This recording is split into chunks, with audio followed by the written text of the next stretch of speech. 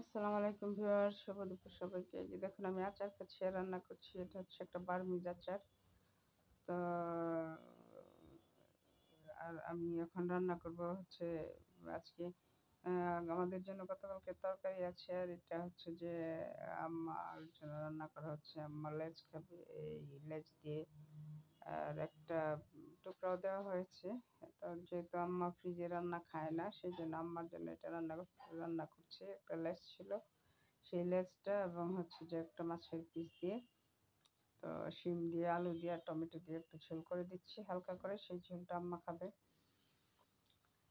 তো এই জন্য আমি হচ্ছে যে চুলাতে প্যান বসিয়ে দিয়ে দিয়েছি তেল, আর হচ্ছে দিয়ে দিয়েছি অল্প পরিমাণে একটু রসুন বাটা, পেঁয়াজ বাটা, হলুদের গুঁড়া, মরিচের গুঁড়া অল্প অল্প করে, আর ধনের গুঁড়া, জিরার গুঁড়া, স্বাদ মতো লবণ দিয়ে মশলাটাকে কষিয়ে নিচ্ছি।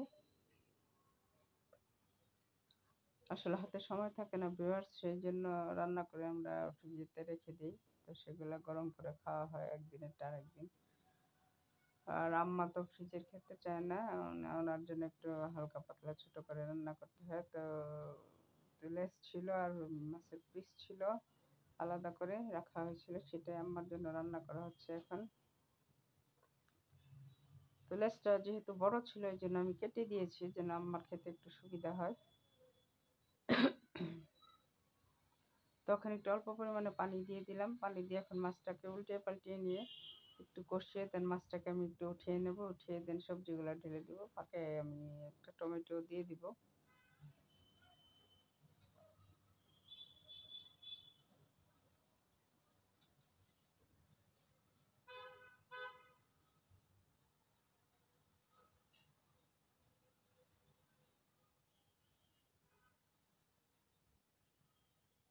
তো এখন একটু কষাতে থাকবে।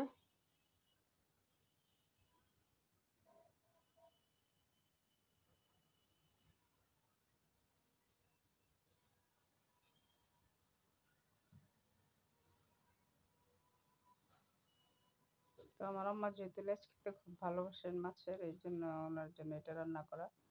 তো এখন আমি একটা টমেটো দিয়ে দিয়েছি, আর এখন কষানো মাছগুলো একটু উঠিয়ে নেব, উঠিয়ে নিয়ে দেন আমি এতে আলু আর শিমগুলো দিয়ে দিব। আলু শিম দিয়ে একটু ভালো করে কষিয়ে নেব।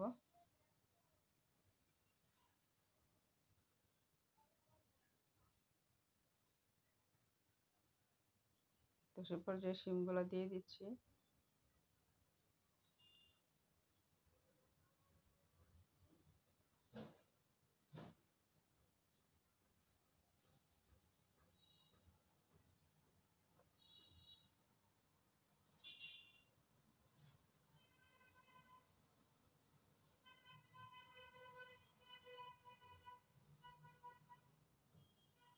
তো আম্মা একটু ঝোলটা খেতে পছন্দ করেন, মানে মশলা কম দিয়ে ঝোলটা খেতে পছন্দ করেন, এই জন্য এইভাবে অল্প মশলা দিয়ে তার জন্য একটু রান্না করা।